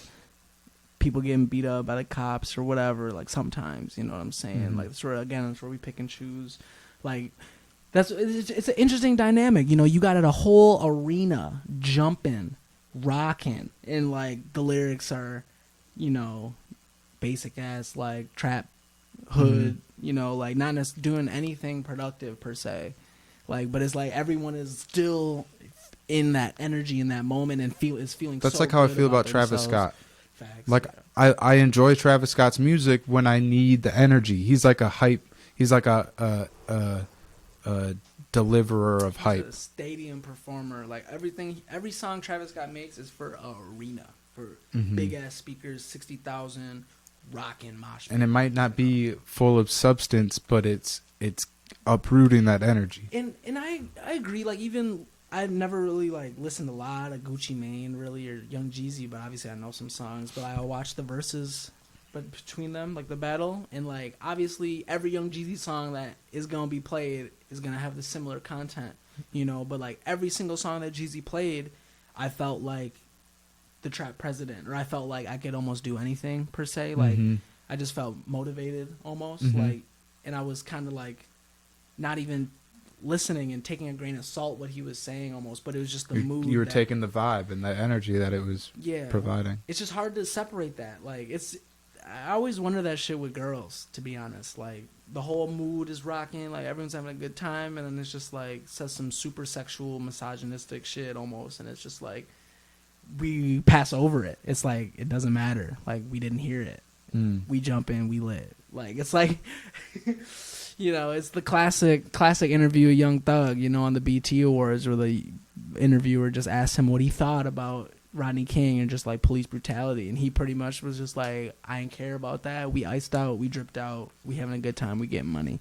So it's like that. Dissection is hard. Like for me personally, like I can't. It's hard. It's hard to like pick and choose what is positive and what you're gonna like take from it. Do you think with people with like a platform are obligated to speak on topics? Major facts, of course. That's one of Drake's like biggest knocks, I think, in my opinion. Not that he should be. Like this is not in that to answer your question too, like not everybody with a platform or with a following should speak unless they are passionate and they really mean it, which, you know, not to say any celebrity like Drake who hasn't spoken on anything doesn't care, blah blah blah. But I definitely think that, you know, with great power comes great responsibility. You know what I'm saying? The people are put there for a reason, and then they forget that reason, and they get like once, you know, it's a lot of people right now in the world have one life. You know, they have one.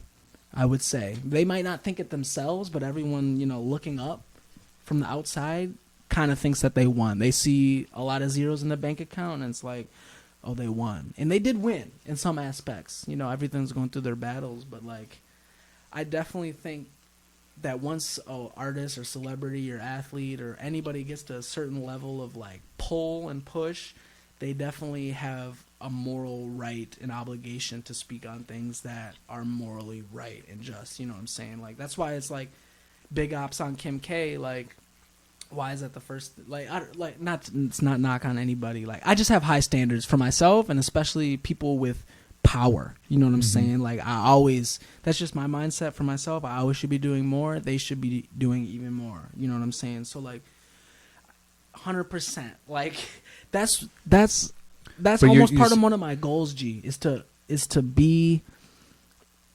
It's almost like you have to be a celebrity before you're a humanitarian. You know what I'm saying? Like, you can't just be a humanitarian. Like, you can't just be Greta. You can't just be some girl who cares about global warming. You got to be the poster child. You got to be, you know, the only girl in the room, too. Like, you got to, I don't know, like, but I'm 100%, that's one of the things that I battle with of what my purpose maybe is to achieve.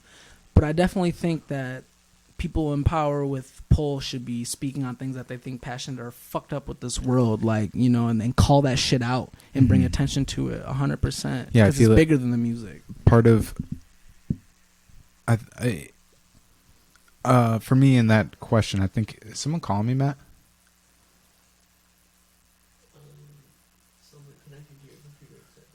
Oh, what the heck?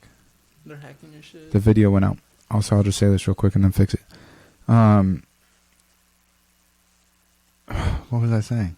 Oh, I think you brought some like nuance to that answer that question for me, where like part of me thought personally like people aren't obligated to talk about anything in particular, but I like the way you said like with great power comes great responsibility, and you are obligated to bring awareness to things that you're passionate about. So if you're not impassioned by like the topic of, you know, like police brutality or whatever it is, the hot topic at the time, no, I don't think you're obligated to talk about it, but hopefully you're bringing awareness to something that you want to see positive change in or affect positively. Let me fix this video, but you go ahead and read. There's just obviously people, everyone is well versed in everything other than you know what I'm saying? So like if you get someone who might dribble a ball really well and they might care a lot about police brutality, they might not maybe be educated a lot, they might not even want to be educated a lot on that subject, but they know that it is an issue,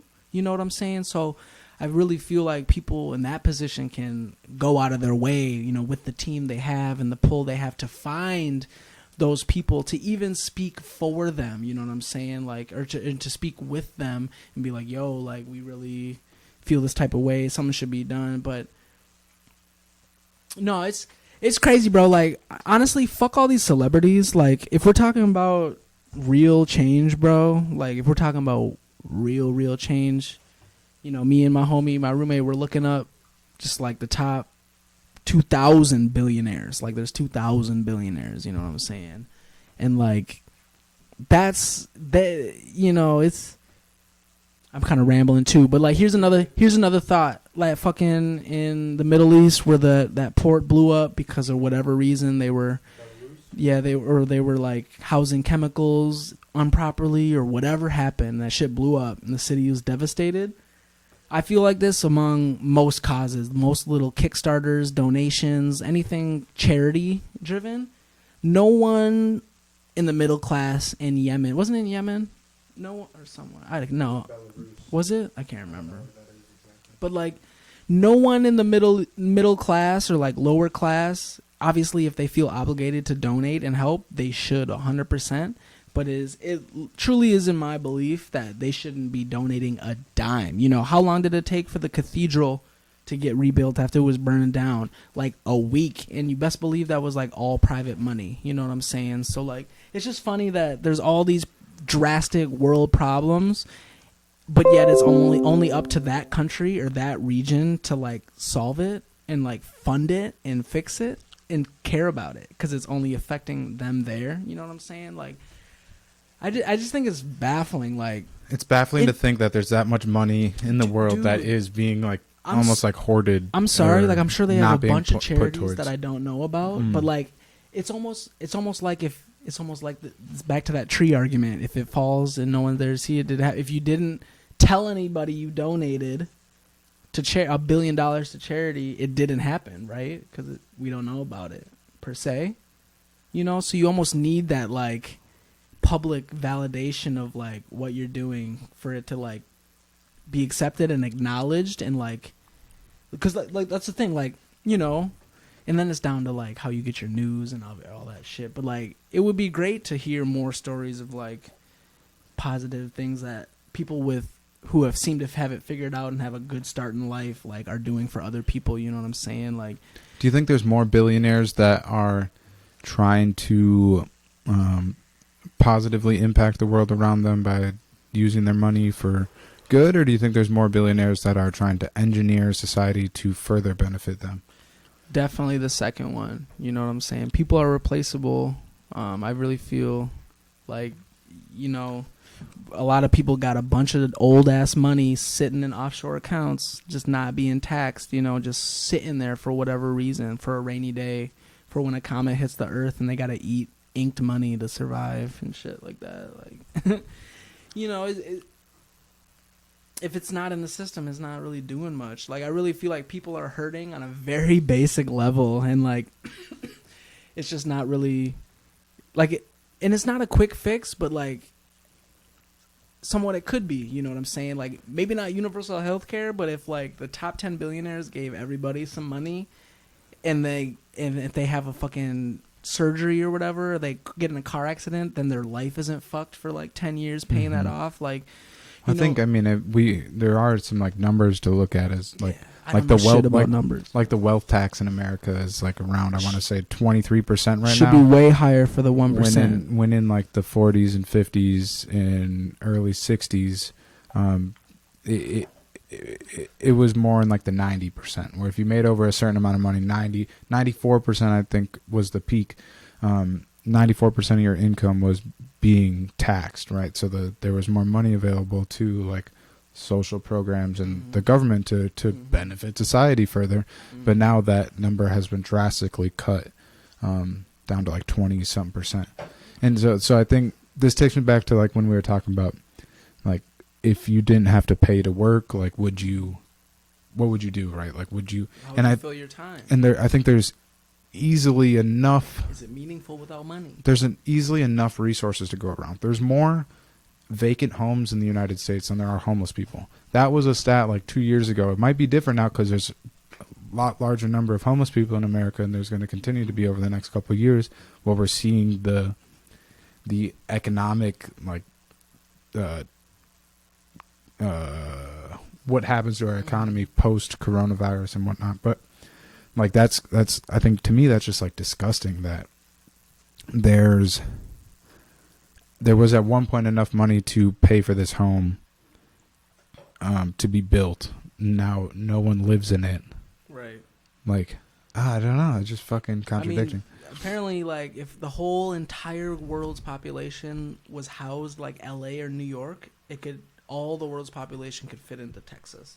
And then everything would just be land, everything else, or like whatever we wanted. Like, you know, there's more than enough resources to go around. You know what I'm saying? There's definitely. And by the time we run out of space to live on, Elon will have taken us to Mars. So I'm just waiting for. Honestly, I'm waiting for like. It's weird. It's kind of funny to put it, but like it needs to be almost like a new level of egotism, in the sense of. You know, for humanity, like, wouldn't it be some crazy ass shit if, like, you know, your brother needs a kidney, can't pay for it, Jeff Bezos pays for it, you know, and then he just shows up at your house someday. He's like, oh, you can thank me, your brother's still alive, or like, you're welcome for that kidney. But like, you know what I'm saying? Like, it should. I just feel like it is a sin. I think a lot of people with that type of money like are definitely living in a little bit of sin with not spreading it around at a basic individual level, you know. And that's not to say they didn't like. I don't know. It's just probably, you know, it's always the thinking of one that's not a billionaire. But if I was a billionaire, like if I had some money, like. It breaks my heart, bro, like, to low-key, like, we were in Chicago, saw, like, a new level of homelessness that I've seen, like, sometimes, you know, or, like, in a few individuals, and it was, like, they were asking for money, and it's, like, obviously I could have given them, like, $10, or, like, it would be nice to give them a rack, or, like, it would be nice to get them to a social service. You know, just, everyone needs a little hit here and there, and I just feel like it could easily happen, like, who's more at fault? Is it the billionaires themselves, or is it the system that enables them to amass that much wealth? And it's just mind-boggling to me. Like, even, you know, obviously Jeff Bezos, like, it's a fact obviously he's the richest man in the world, but it's a fact he's made many millionaires. Like, for every billionaire there's millions of jobs and all that, yada yada yada. But like, it would be kind of weird, like, you know, if I had my own big Dior Me Layz fashion house and like I roll and I'm making like 300 or whatever million or a billion or whatever. I own Sephora, and then I go through my store and I see like my cashier in a busted ass whip, or like I see my cashier like getting on the bus, or like, you know, just like I'm literally, they're clocking in, they're doing their thing, and and like this is different for companies like Scraping. It's difficult. Running a business is difficult, but I think there are businesses that transcend society, and they're literally bigger than society. We care more about, you know, the conglomerate of Google and Facebook and Instagram and Amazon and Walmart than like people being able to like wash their clothes. You know what I'm saying? Or like people being able to eat. You know, like we still got people not eating food, like kids not having school lunches, and it's like then we got to see like a picture of Kim K's horse, like she just dropped 10 bands on a horse, like for her daughter, which is great. You know, I'm sure her daughter's it's like very happy. happy. I could use just like $2,500 to save my dog, and I feel like that it just Or where, forces like envy. $2,500 to It forces envy. a certain class of people is like Right. $20 to me, I was or ta- $1 Dude, or whatever. I was talking to my girl. I was like, damn. Like, if somebody hit my bank account with $5K right now, like, bro, like that's a lot of money for me right now. Mhm. Like, bro, like Jeff Bezos made that while I said that sentence. You know what I'm saying? So like, I really feel like He made that in the first syllable of that sentence, like, to put it in perspective. You know, it really, because you want people to showcase their life and what they work for and all that. But like, I really do. You know, we didn't really talk about social, Instagram, and all that. I definitely have my little adversity and weakness to that, you know. But like, I think it takes a stronger mental base to like be able to navigate it properly. And I really feel like it kind of just breeds envy and just breeds thoughts that aren't our own lives, you know. And it kind of just forces us to have these ideals of, oh, billionaires aren't doing anything because he's just on his yacht, you know, like when COVID first hit and you got all these celebrities on their boats in the middle of the ocean saying like, be safe, like, you know, hold on to your family, like, be healthy. It's like, bro, like, what's funny about the hypocrisy of that shit is like, hypocrisy. like I can't afford not to go to work. I can't afford to stay at home, right? And the people that are like putting the laws in place and trying to enforce them, Right. or the regulations or whatever to Right. to stay at home and close the businesses down and shit, they're the people that don't have to be concerned about the implications of not being able to go to their job. Right. They're tied to, like, I mean, I've been I'm blessed enough to be in a little bit cushion, but like my whole life has been pretty much check to check. You know, I've been blessed with parents. I've been but, like famine mentality my whole life. Yeah, like, And part of that is my own fault, right? Not being so great about saving and whatnot. But it's also a part of having like been born into low middle class and even poverty for a great portion of my life. Of like, that's what I learned, was like that famine mentality. Now it's upon myself to you know, grow the skills to put money aside and think long term and make investments and this and that, yada yada. But that's not my nature that I was born with, right? There's one other thing I was thinking of that I wanted to touch on. feel it up. Yeah, it's just crazy. Like, yeah, I really do think fuck all that Biden tax shit. Like, the only people that should be taxed are the top 10%, and then everyone should be good. Like, we good. People, I don't know. Like, it's hard to live modest. Like, when is it enough? Like, do I?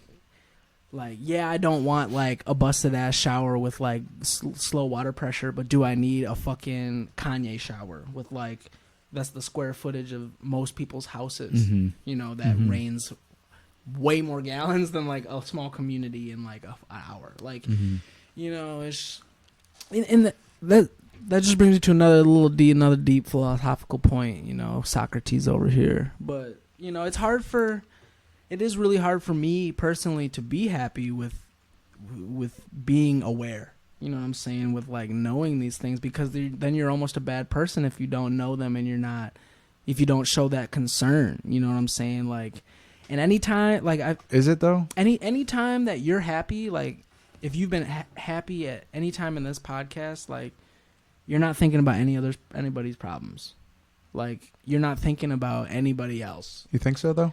Because for the most part, I think I can. Like, I find times there where I can live contently with my current circumstance, because I understand that there's things outside of my control, and what I'm doing the best. Thing. I'm doing the best with what I got. It's not your I'm job. trying to build this platform intentionally to try and lift people out of those positions of, you know, of lesser privilege or lack of resources or whatever it is, to filter resources into a need where they're needed, right? Like, so I feel like I can be content knowing that there's people struggling, because I know that personally I'm doing the best that I can to try and...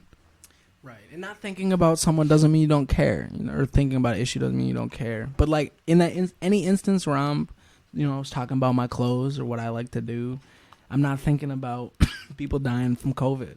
You know, I'm not thinking about, and that's just wasted energy, like you said, because, you know, I can't control any of that. I may want to, but like I can't. So it's almost it's like worth spending time there and thinking about it, but you can't stay there and be like, oh, right, what this shit's not even worth it, you know, fuck it, right? That's nihilism. It's just being like nothing matters. I'm not a religious person. Prayer is a thing. Energy is definitely a thing. Like, I remember in high school, my English teacher, we were talking about just, that was when Katrina hit, and the monastery next to our school, they didn't send no Band-Aids, no like nothing. They were praying. That was their contribution, was to pray every day for like the safety and like well-being of those people. So it's like, are we gonna give them credit for the manufacturer of diaper, everyone that manufactured the diapers and like dropped it off and delivered? Are we gonna like, you know, did they contribute anything per se? Like, if it's not physical, if it's not like in the flesh, like, did it help out? Like, if I'm just like, obviously I don't want girls to be raped in cages anywhere. You know what I'm saying? Like, but like, am I physically doing something to like help that? Or am I just like a bystander? And I feel like all of us, for the most part, in every issue, are just bystanders, like, per se. Like, we're not really, not everyone is fully engulfed in every issue to make the right, like, calls on it. Like, I love gay people. I have no problems with gay people. Like, I will murder anybody that murders a gay person for being gay. Like, that's not me. Like, but like, I can't remember. I was rambling, but just, I don't know. No one's got it figured out, but like, it's real hard, bro. I do struggle with that, like trying to be content in my world, you know, while the world's on fire. You know, in this room right now, like, we're in Minnesota, like, fucking anywhere in Minnesota is a top 10 percentile in the world to live, in my opinion, right now. Like, it's not even opinion. That's like facts. That's like real. Like, this is the place to be. Like, relatively to the rest of the world, you and I are wealthy, right? And it's like, and I don't really have much to show for my wealth. Right? You don't think so? Like, right. That's more what I mean. Is I don't feel like I have much to show for the wealth that I possess. Right. Comparative. Right. Yeah, it's interesting. So it's difficult to be content. I really do think so. Like, we're always on the go, the new. We can't rock the same fit for a week. We can't have the same phone for a year. You know, like, we need the new game. Like, we need, you know, it's fun. Like, and it's crazy too. Like, I was listening to another podcast, Video Game Maker. He's talking about literally a fire extinguisher. Like, he spent like a whole week, like 50 hours, like cranking out just the details on this fire extinguisher in this game just for someone to run by it. Right. You know what I'm saying? Like, not even look at it. So like, I'm here in my lab, like 14 hours straight on the sewing machine, like putting my heart and soul into it. And then people are just going to walk by the pop-up. You know what I'm saying? Like, so it's hard to be content. And then like, you always, validation is like so crucial. Like, you don't want to love with someone. You don't want to love someone without them saying, thank you for loving me and thank you for doing all this stuff. Like, there's no unconditional anything is hard without like a pat on the back every now and then, or like a thank you every now and then. Like, no one is gonna just do anything without. And it's like, yeah, no one is gonna do anything without anyone else's say, I would say, or like anyone else's perspective or opinions or how it made them feel on it. Like, like, that's just how it is. Like, generally, I think there's some anomalies to that. Yeah, all about the outliers, you know. Like, I decided I wanted to make a podcast based on my intuition around what I thought podcasting could provide. Right. After you saw what other people were doing, and what I recognized what I got out of other people's podcasting, and I felt like there's something something valuable there, right? Yeah. So my decision to want to start a podcast came came solely like from that experience, but at the same time, you're right, where I probably wouldn't keep it going if I felt like no one was getting value out of it. If you had 2 views on your thing, like, from this, maybe, but like, that's the thing, maybe it's from, you have 10 videos, 3 views and they're all from the same person, or, you know, like, and I really do feel like we need validation. Like anything that comes out, if there's no hearts on it, there's no comments, people are like, or like, even, I don't know, like, it's hard. Like, I don't need a, that's dope to like. Do you need? But go ahead. Sorry. No, it's difficult. Like, you want it. You want to have a positive impression on someone. But like, man, I think validation might be important to some degree along the journey, but I personally, I think I've gotten past the point of needing it. Yeah. Because I understand that needing it is a hindrance, because I'm not always going to get it. If I am not at a point with an idea where I can articulate it for someone to understand my belief behind it, they're not going to validate it. So I need to work on that idea yet. It's almost like slightly to a more youthful aspect. I mean, coaching younger kids, obviously not all younger kids are going to be good at soccer. You validate them. Even if they make a mistake, you know, you say, good job, you know, keep it up, you know, like, but then it's it seems like once we turn 18 or we turn, like, you get some 30-year-old who like puts something out or is trying to learn something. It's just like, you don't validate it at all unless it like is revolutionary or like packaged with a fire ass edit, you know, or like, you know, there's no participation, but like, yeah, like there, like if no one was in the NBA, like, everyone's got to participate. Like, participation is key. Like, you can't throw Travis Scott would be nothing without 60,000 arena. Or he wouldn't be nothing, but he wouldn't be Travis Scott without selling out 60,000 arenas. You know what I'm saying? And everyone like buying McDonald's toys and saying like, damn, like his collab that he might not even had any contributions towards was fire. Or like, you know, like. And that's what I'm saying. And there is testaments to that, you know, like there's tweets from J. Cole when he had 200 followers, you know what I'm saying? Like, thank you. Like, I'm keeping it, like, whatever, like the steady grind. And obviously he kept it up. But like, I wonder, I mean, and there's a bunch of like small musicians, you know what I'm saying, who aren't stars, obviously, who have their little fan base or whatever and is content. But like, it's hard. It is all about the artist and what they want, what they think their impact is, and like what they're comfortable with, you know. Do you always know what your impact is before?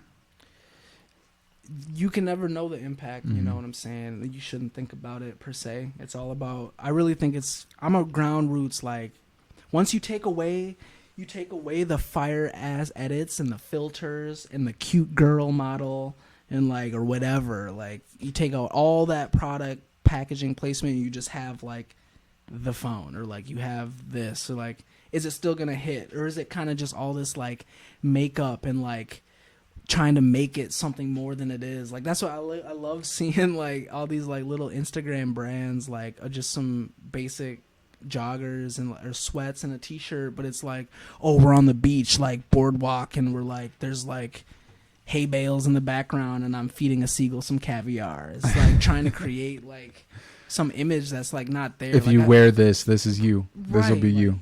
You wear this is you. And then it just becomes like, once the standards have been created, it's like you can't find a new standard. It's kind of like, oh, I make this is my style, like, because there's hundreds of people who have done it in other ways, and it's kind of just like convoluted. So like, but I don't know.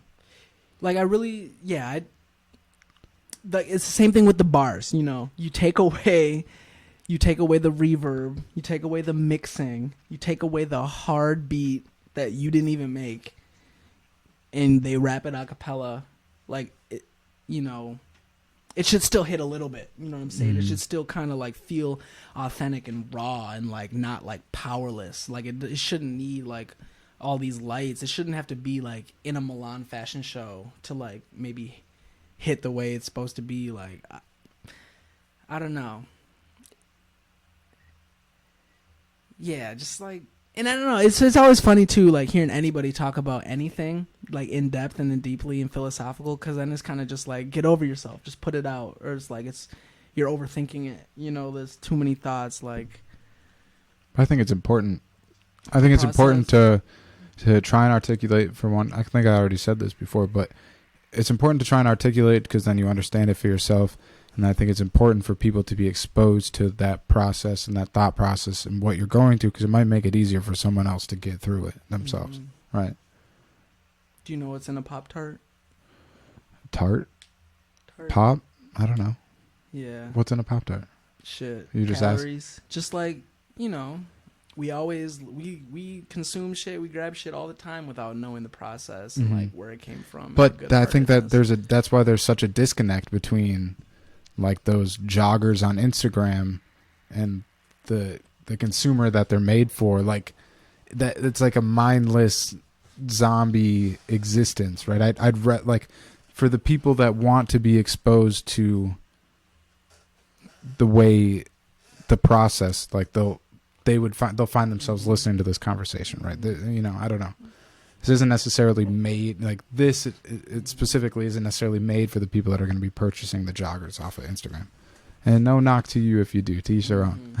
But damn, we might have to hit 1 pee break. One more. The one water. More? Bro, we're at 2 hours. We're gonna wrap it up. You want to just wrap it up right now, real quick, before you go pee? Dude, I'm dancing. All right. Matt made us some passion fruit honey drink. That shit was hitting. I never knew what the inside of a passion fruit looked like until today. Mom brought them from California. From Cali? Shout out. She always brings like 3 grocery bags in her suitcase. Really? Shit that you can't find here or shit that's cheaper there. That's dope. You know where I can get chestnuts? The grocery store. My girl's been craving chestnuts and I can't find them. You can go to the grocery store in that self-serve. I was looking there at Hy-Vee and Cub. In the self-serve like nut section. I might have to go to Fresh Time or something. Whole Foods. There's only like peanuts, hazelnuts. Whole Foods. I'll have to go to Whole Foods. Well, good shit, bro. Yeah, good shit. I like those bars too that you shared. Thank you, G. That was fun. It was real fun. Good conversation. Yep. Felt substantive. Very substantive, unique with. Yeah. Unique with? Yeah, substantive with. Is that a word? Yeah. Or are you fucking with me? Yeah. My sarcasm is pretty on point. Yeah, most of what I said was not my real thoughts. I'm just kidding. Always speak in tongues, kids. Well, no, seriously, I appreciate you taking the time. Give me some love. Love. Good shit, dog. Yo. Thanks for tuning into the We Are One podcast. If you want to check out what Miles, Me Layz, is up to, what he's producing, where can they find it? You can stalk me. Just like show up in my house. Just follow me around for the day. That's how you'll get to know me. I guess Instagram. Be careful what you wish for, dog. You're going to end up with some like actual stalker following you.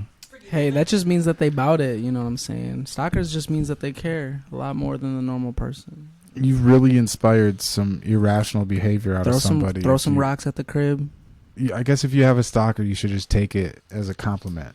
Yeah, I mean, I would love to be stalked. Like, I feel like if I'm not being stalked, no one cares about me. Like, you don't want to follow me home while I'm jogging. He needs to be validated, so somebody stalk him. I need validation. Well, this has been the We Are One podcast. Wait, you didn't even give anywhere you should have just said stalking. Where can people actually find you? Melayz.design. Design is the domain. www.melayz.design. Got the shoes, some art, some random shit. And then me_Layz, Layz on Instagram. Yup. Go peep the shit. Go peep it. And we'll be back. I'll talk to you again in the future. I'm going to cut out my vocal box. Learn sign language. Fuck y'all. Yep. Don't kill yourself too early. I don't even want to wrap it up on that. Well, peace and love. No, I don't edit shit out. It is what it is. It is what it is. Peace out, everybody. Thanks for tuning in.